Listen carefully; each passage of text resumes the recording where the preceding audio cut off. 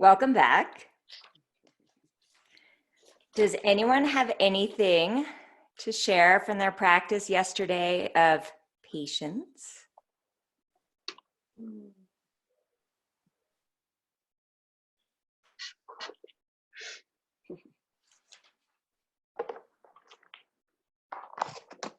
Okay, then.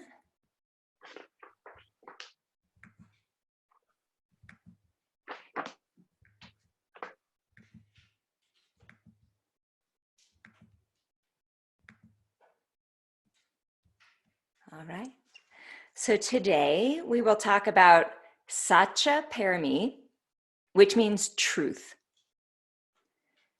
So the term Dharma is a synonym for truth, and the task of Buddhism is really to become true and authentic, to live a life of truth.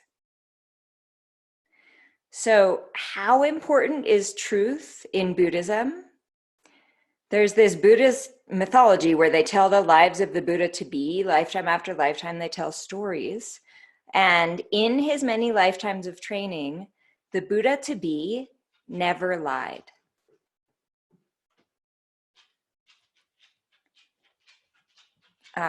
Zoe's going to join us.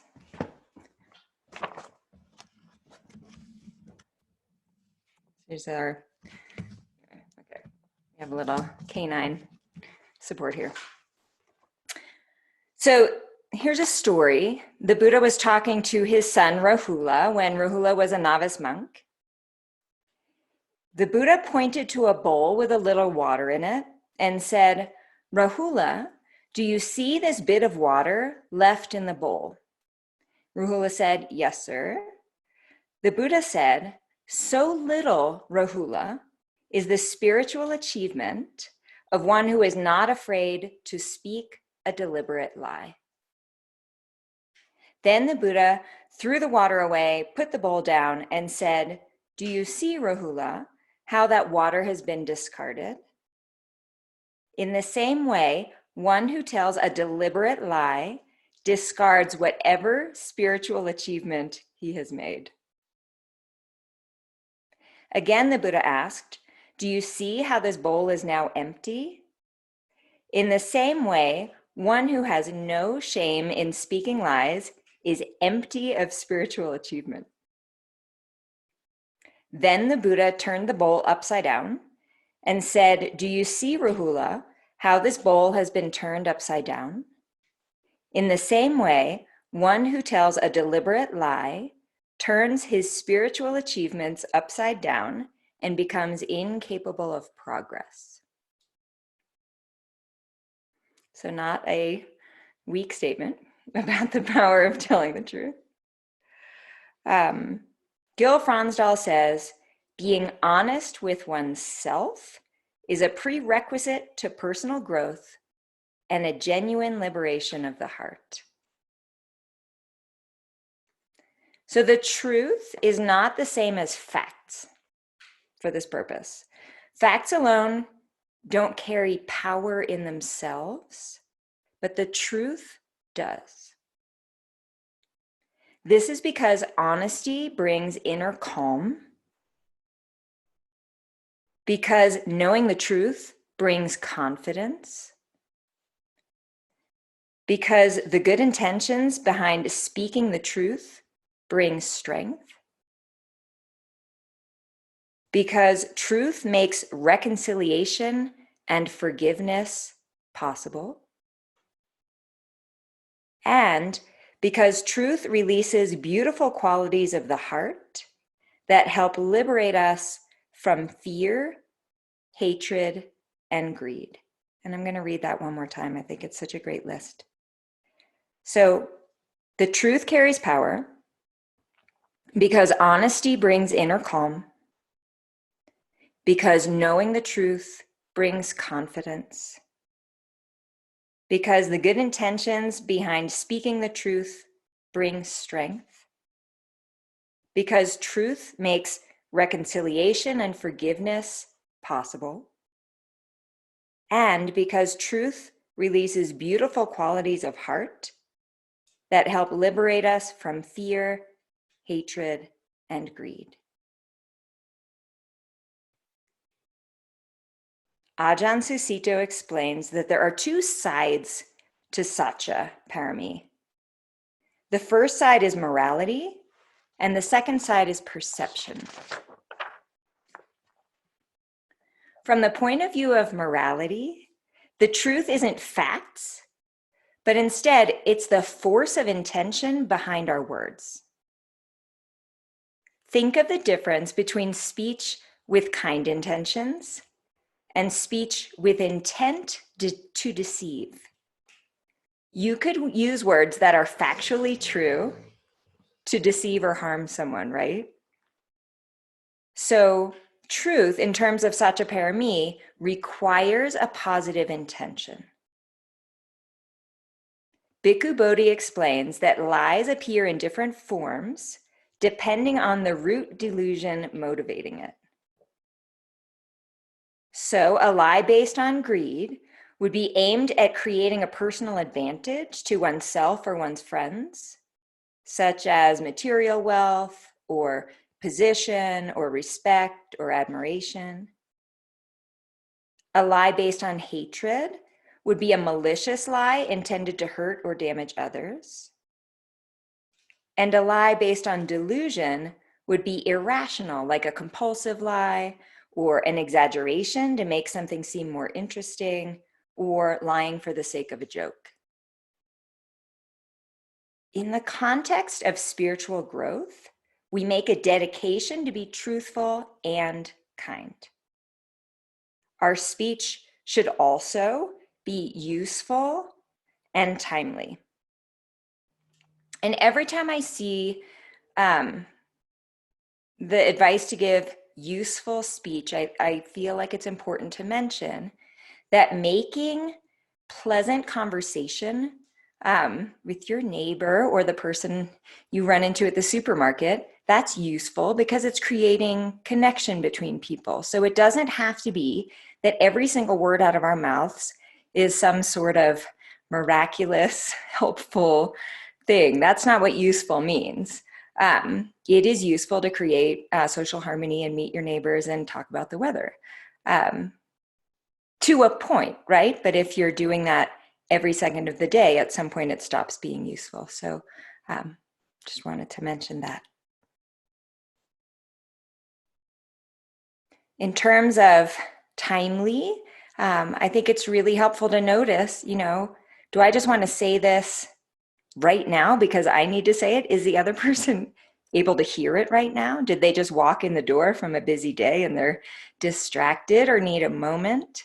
It can be really interesting and helpful to gauge your audience before speaking and decide if it's the right time, both the right time in what's happening, but also just for the person you're speaking to. That's been a big one for me to have to change my behavior, and I found it to be really helpful.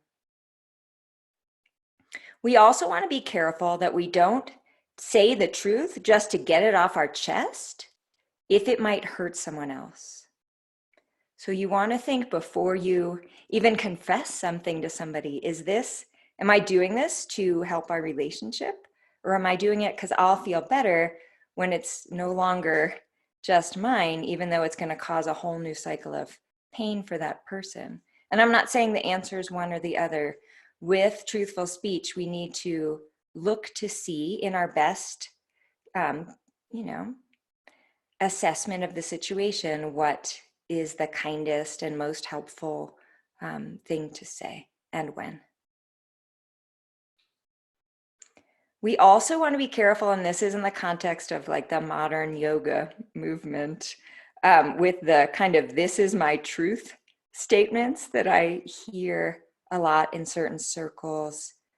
When we, go to someone and say, well, this is my truth, it's a very absolute thing to say. And it implies that only our opinion matters, I think, and that I'm not open to conversation. So I'm not suggesting that we don't tell someone how we feel or our opinion, but there's a way that we can say it that invites conversation, and there's a way that we can say it that says, I don't care about your opinion. And I think, obviously, if we're talking about social harmony, being, if we're willing to give our opinion on something, we need to be willing to hear the other person's opinion. And my feeling is, and I've heard this from Adyashanti, until you're ready to have an open conversation, wait to give your opinion, because social harmony involves conversation and respect for other people's views.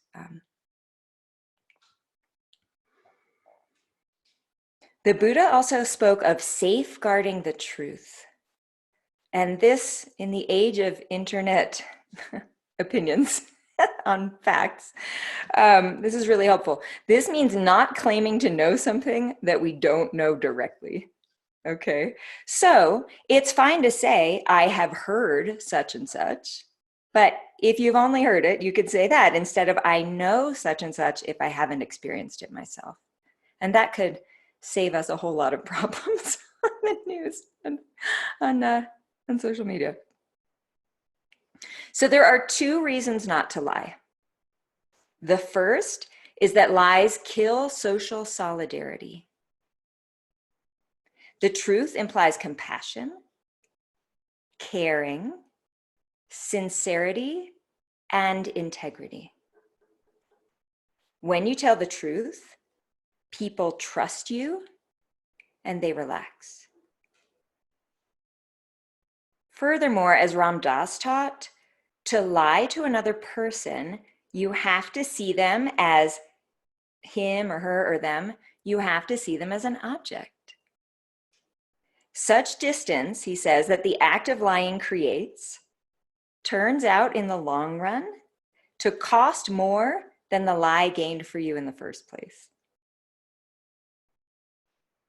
Lying creates separation between ourselves and others, which is going to lead us away from both happiness through connectivity and compassion. In addition to truthfulness promoting social solidarity, the second reason not to lie is that truth brings personal freedom and peace. Truth leads to peace because it doesn't cause internal conflict. And this is a really big turning point in understanding, to realize that your peace isn't dependent on external factors. Your peace is dependent on the lack of internal conflict. And when you see that in your own life and look to see over time, it's a whole different orientation of our being. And it's very empowering and peace creating, actually.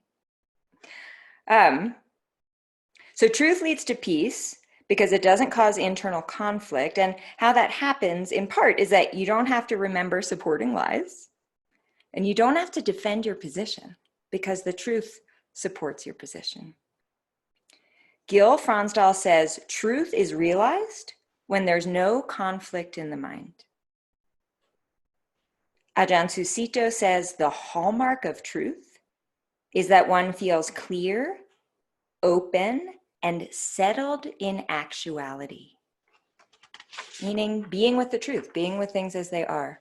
Open, settled, peaceful, clear.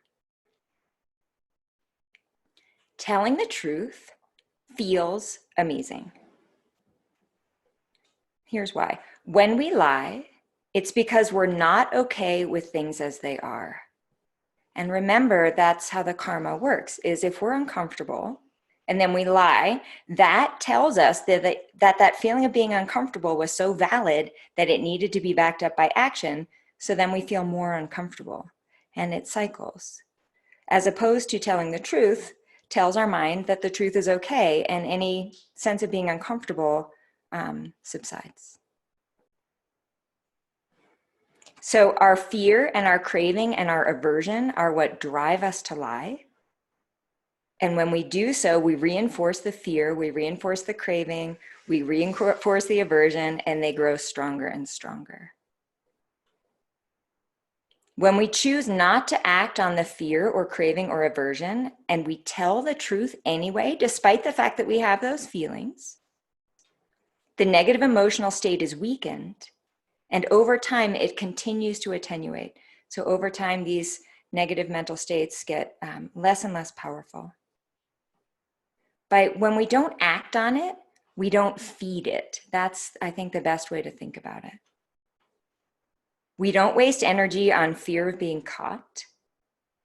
We don't waste energy spinning extra lies to bolster the original lie and remembering them. We see ourselves as upright and straightforward instead of sneaky and deceptive. So how we act creates our sense of self. So if we see ourselves being honest, we'll feel honest because we are. And that feels good. Our self-respect and our integrity remain intact. And that's maybe what feels the best, actually, out of all of it, is just feeling good about ourselves, being in line with what's true and standing there. It's a very clear and peaceful place to be. Even if what we're being true about isn't, peaceful, maybe we're standing up for somebody or something. So I'm not talking about sort of passivity at all. Gil Fronsdal defines being truthful as when you do what you say and you say what you do, at the very least to yourself. So that was all the morality aspect of sila, of satya. The second aspect of satya is perception. By perception here, I'm referring to our ability to see and know things in an undistorted way. So one way of defining mindfulness would be being honest about what's happening in the present moment. It's the process of discovering truth. It requires honesty to ourselves. We want to see, how am I relating to what's happening? Can I be with what's happening without condemning it? This takes courage, and our capacity to see the truth grows with practice. So the first time I saw something truly dark in myself, or it felt that way at the time, looking back, it doesn't actually feel that way at all, which is helpful, I think, to know that these things that feel so big and looming, that we've been suppressing them so long, I don't know, once you look at them, it's like, oh God, that's just not that big a deal.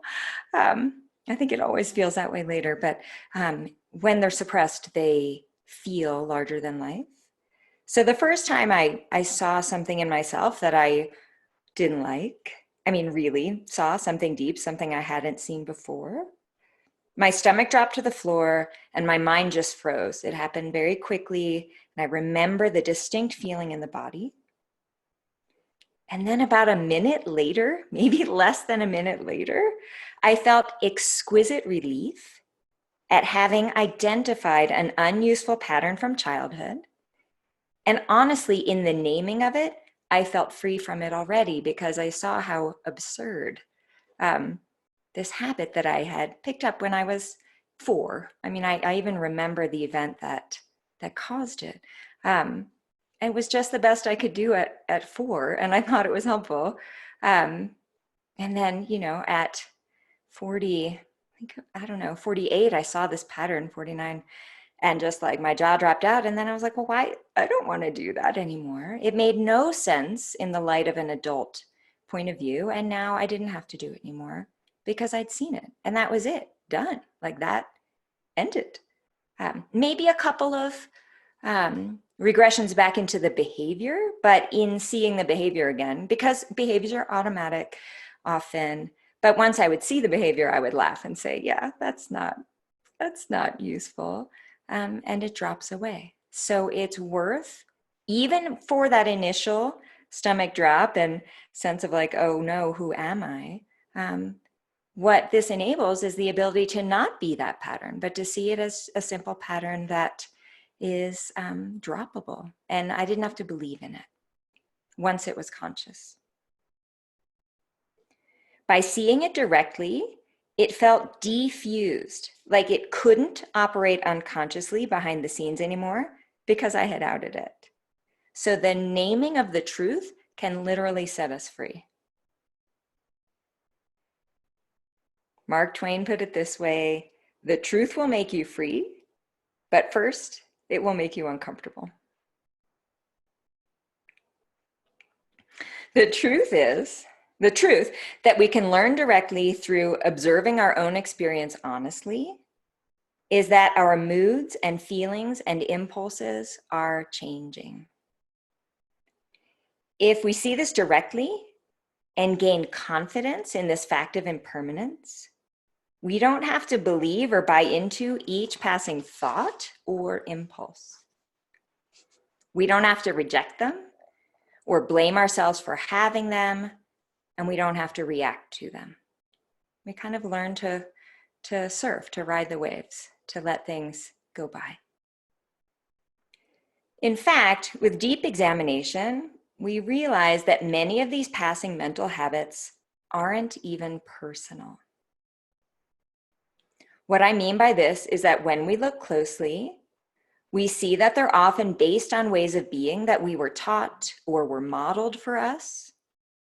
But they aren't ours in the fact that we didn't choose them consciously, as adults anyway. This makes it a little easier to not chase them or buy into them once we've seen them clearly. We can choose to act or to let the impulse pass with a clear understanding of the consequences. So the more we pay attention, the more we see the consequences of each type of action that we engage in, and the easier it is to make choices. Do I want to, nag that person and have them get annoyed instead of doing the thing that I need them to do? Like, oh, maybe I'll stop that because it hasn't worked in the last 300 times, once we're conscious and we realize. But you have to pay attention to realize that this thing that maybe you're used to isn't skillful or helpful and gets the opposite response. That takes paying attention and being willing to see, again, our shadow.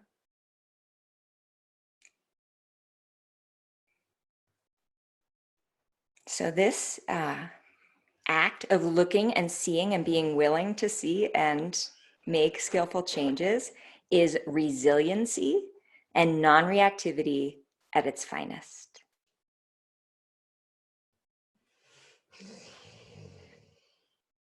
As we continue to meditate and to pay attention to our daily experience, we become more observant and clear about our being. Through this process, we will see and experience deep truths about ourselves and about the nature of reality. These truths will transform our character and our deepest sense of being. The result of this is a profound sense of freedom and connection. Ajahn Susito says, when life is founded in truth, peace is not something we have, it's who we are. It could be said that awakening is truth. Bhikkhu Bodhi writes, wisdom consists in the realization of truth. And truth is not just a verbal proposition, but the nature of things as they are. To realize truth, our whole being has to be brought into accord with things as they are. Truthful speech establishes correspondence between our inner being and the real nature of phenomena, allowing wisdom to arise. So this is why not lying is part of the first limb of yoga. It's foundational on the path, and it's what's going to lead us through the whole rest of the path as a foundation. We begin with speaking the truth and becoming willing to see the truth, and these two intentions lead to transformational wisdom. Sylvia Boorstein writes, to perfect my truthfulness, To perfect my truthfulness, I need to be able to tolerate seeing clearly all of who I am and all of what is happening. I need to not feel ashamed or afraid. If I pay attention calmly and steadily, my mind will be unbiased and its secrets will reveal themselves to me in an honest, gentle way. I will not be distressed. The pleasure I'll experience by not hiding from myself will inspire me to create the intimacy of non-judgmental, gentle honesty with everyone.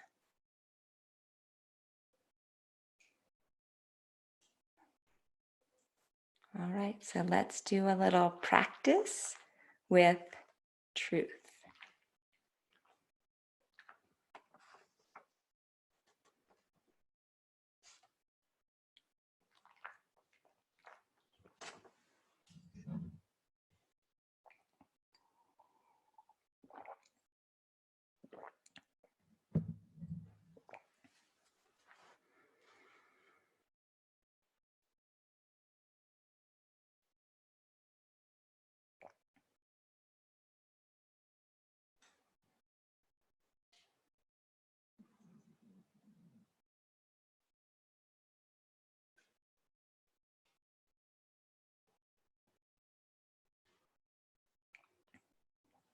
So we'll start out, as always, bringing the mind into the body.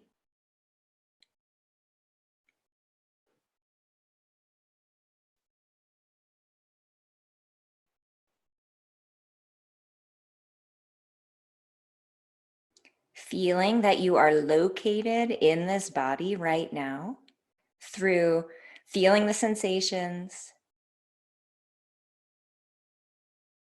letting those sensations fill the mind, letting the mind fill the body. Connected, grounded, centered.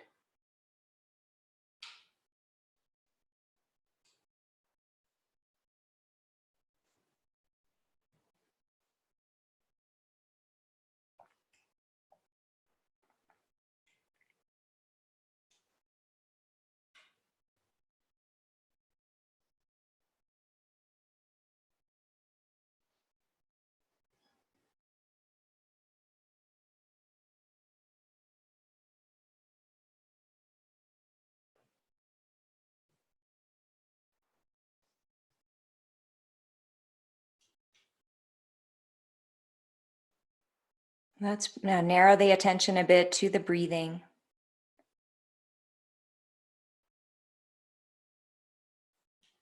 Gaining a clear sensitivity to the sensations of breathing, however they are right now. Relaxed, normal breathing. Cultivating clarity of mind around the sensations. Centering ourselves here. Relaxed, alert.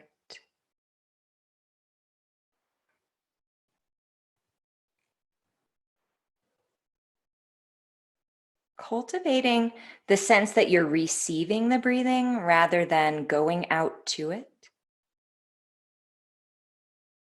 So you can almost imagine being located in the center of the body and receiving these sensations in the center of the body. Kind of unification, collecting ourselves.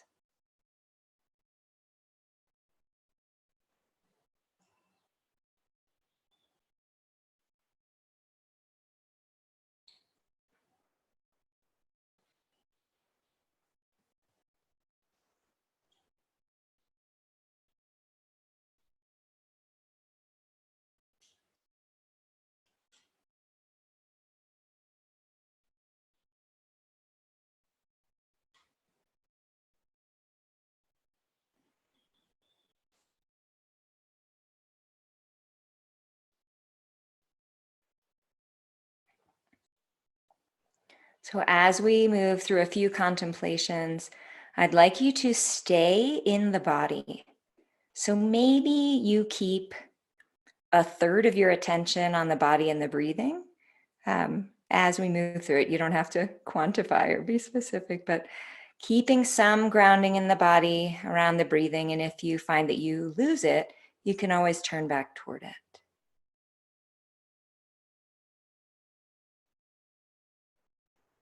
So I'd like you to bring to mind the last time that you didn't speak the whole truth.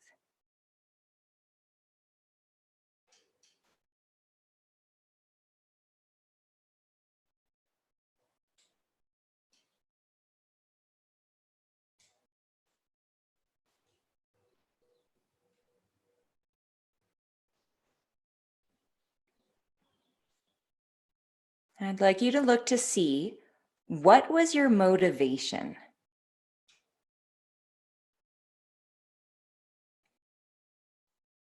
And I'm talking about kind of underlying motivation. There may be a surface motivation, but I want you to look, if that makes sense for the situation, deeper.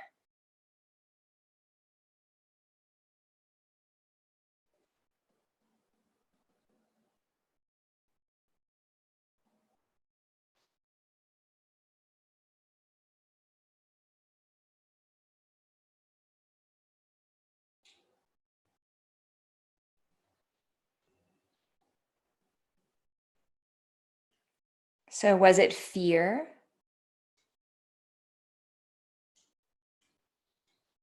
Was it lack of confidence? Was it insecurity?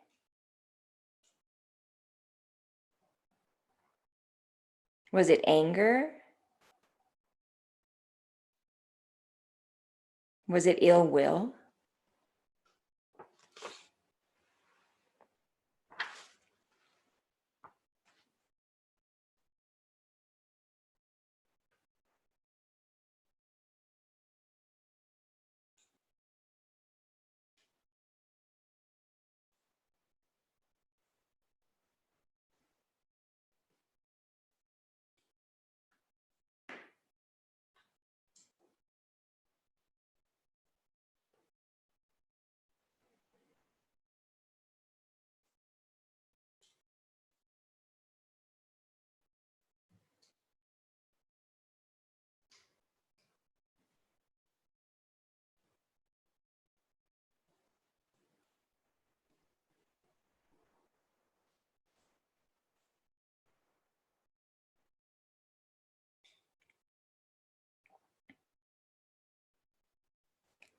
Remember how you felt at the time.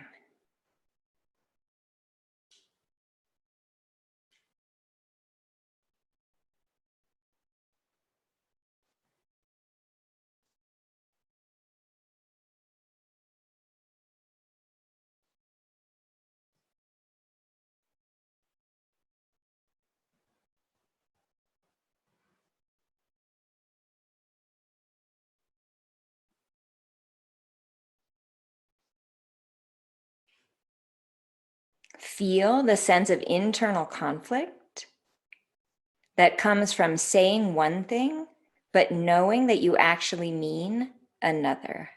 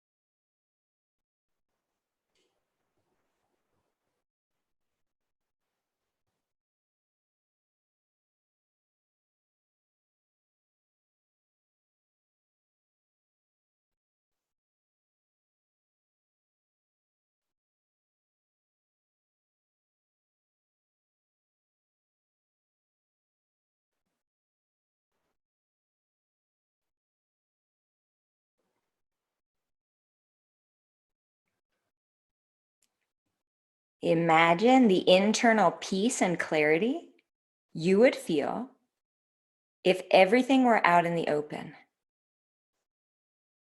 Nothing to hide, nothing to be ashamed of.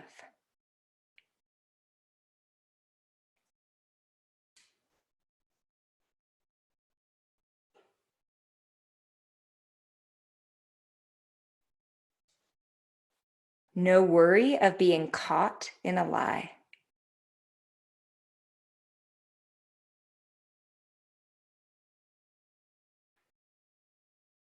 No stress of having to remember partial truths,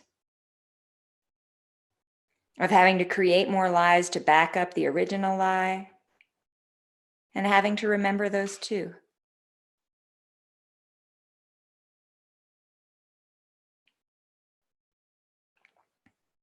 No discounting of your experience as it is.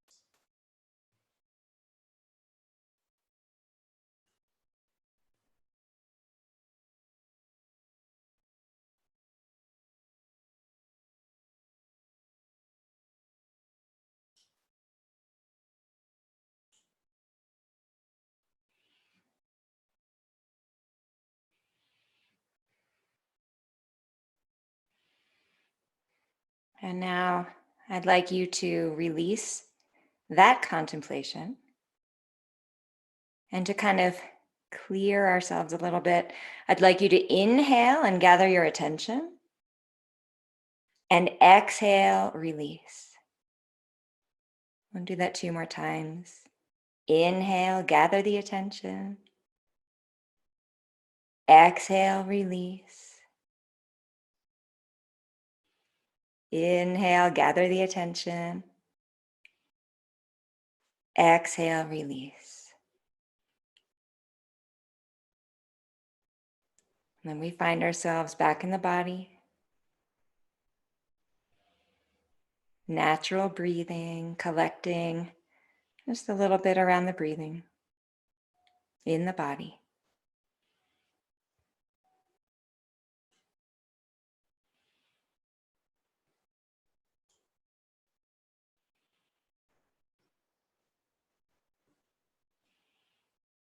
And I'd like you to bring to mind something untrue or harmful that somebody said about you in the past.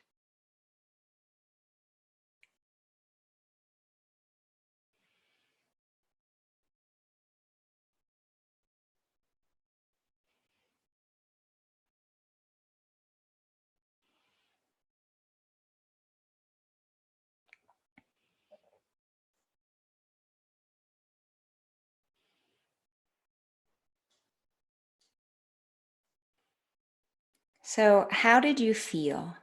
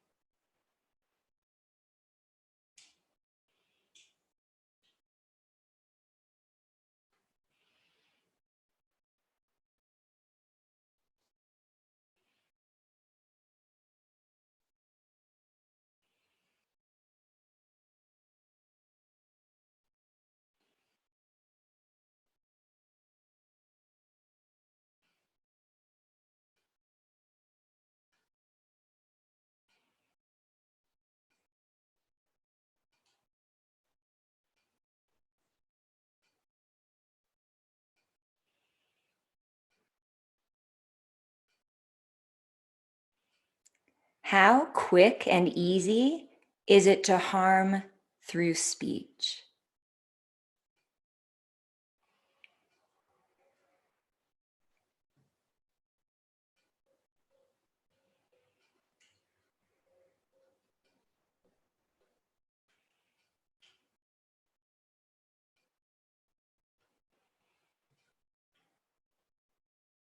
How long can the effects of a few brief words linger?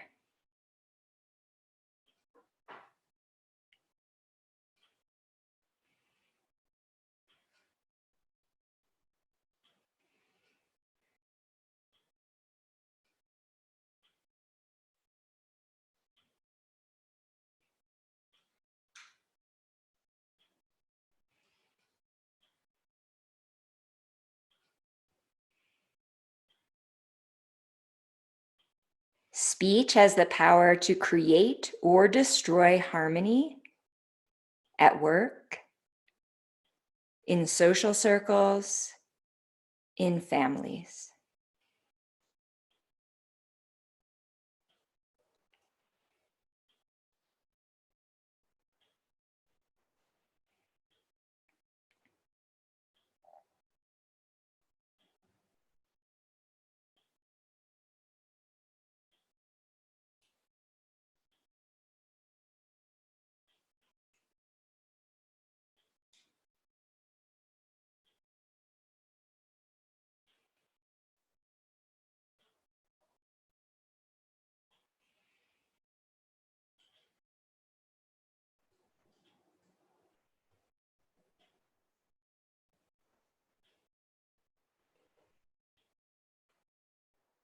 And now releasing that contemplation.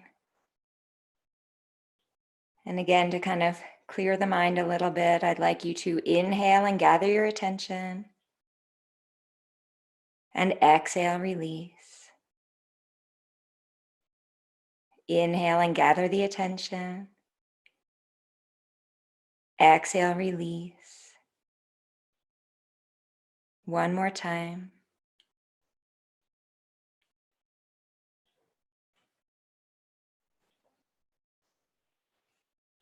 And then coming back to the felt sense of the body. Grounded here. Centering ourselves lightly around the breathing. Gently.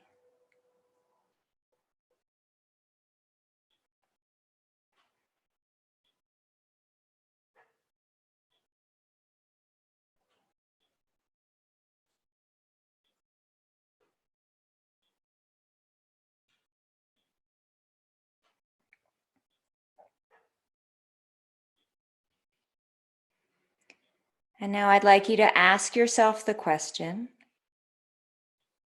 what am I reluctant to acknowledge or admit to myself?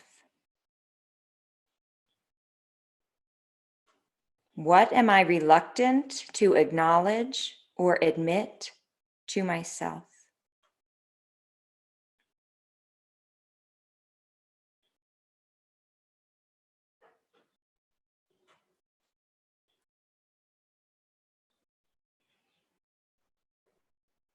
Are there any truths that I've been avoiding?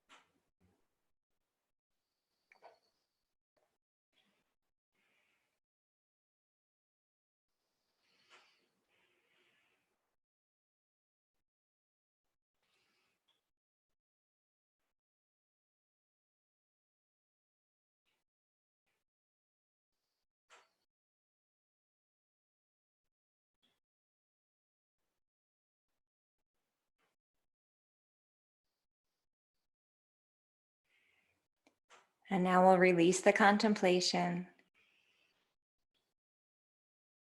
Simply turning the attention to the breathing, relaxed, clear, located here in the body, grounded, connected, centered.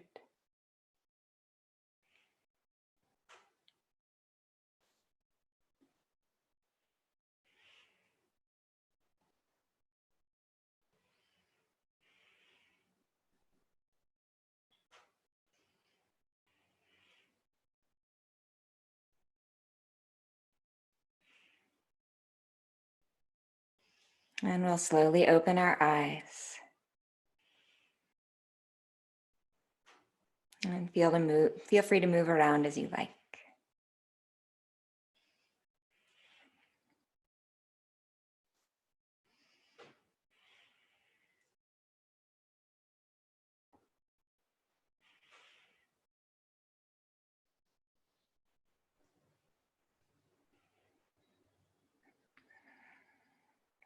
So your homework, as you go about your day, if you're doing regular daily life, however regular that might be right now, I'd like for you to try to only speak what you're confident is truthful.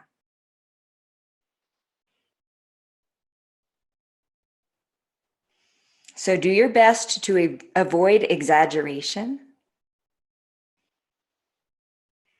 Do your best to avoid repeating as truth things that you've heard or read, but don't actually know. And do your best to avoid the common lies of everyday conversation, like saying you're fine if you're not.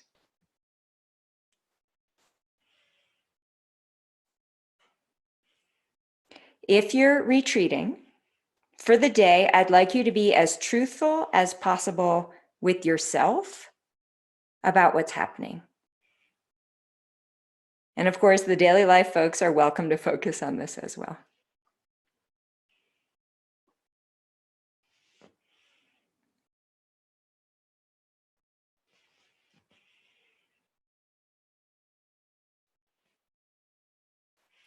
Dostoevsky in the Brothers Karamazov wrote, "Above all, don't lie to yourself. The man who lies to himself and listens to his own lie comes to a point that he cannot distinguish the truth within him or around him, and so loses all respect for himself and for others. And having no respect, he ceases to love."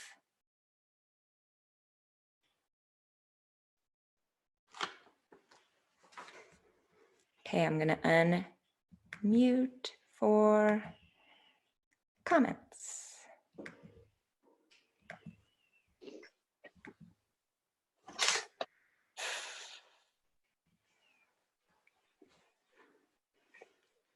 Thoughts, comments, questions, arguments?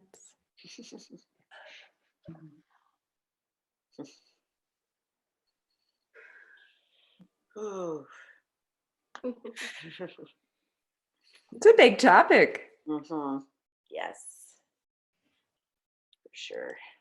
I felt some resistance during that meditation. Like I start to feel the feeling, and then okay, I'm done. And I'm like, okay, I'm done right now. I just want to move on. And I thought that you will bring something like very nice so we can compare those feelings. And then there was another like not very nice. I'm like, seriously? I think I've done it. I got it. I got it. And I saw like shifting back and forth. And I'm like, no, now you'll remember. Yeah. That was my experience. So the truth will make you uncomfortable. And then it'll set you free, right? Nice.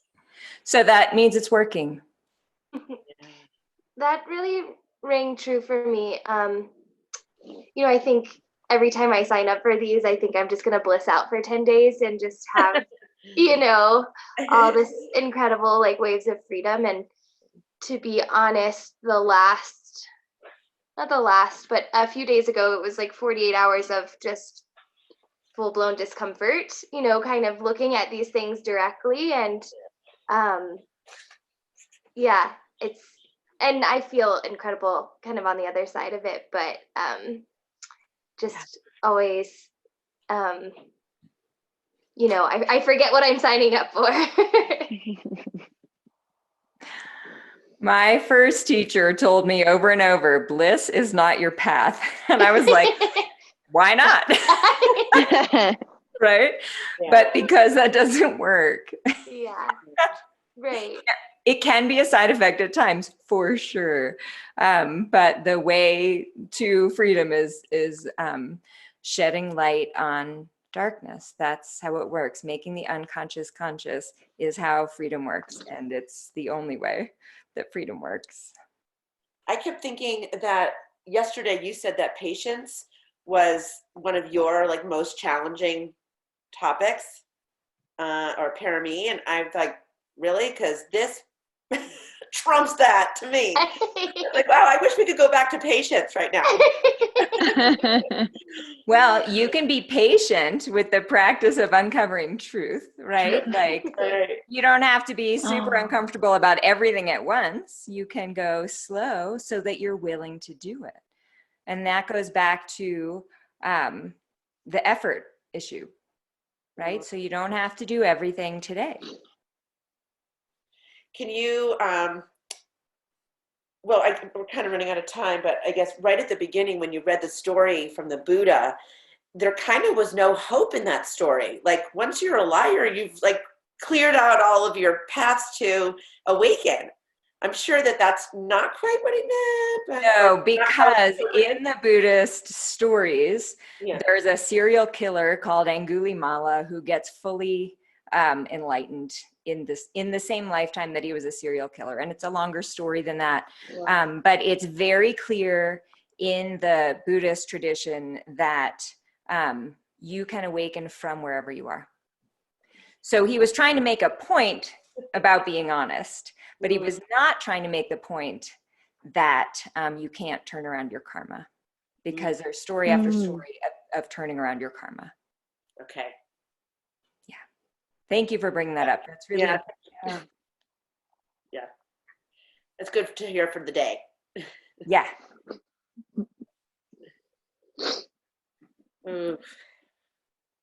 Can you, in the email, send out the second, it was like right after the story, and you repeated it, and I still wouldn't be able to like repeat it back to you, but if you wouldn't mind. Okay, thank you. Yeah. Anything else?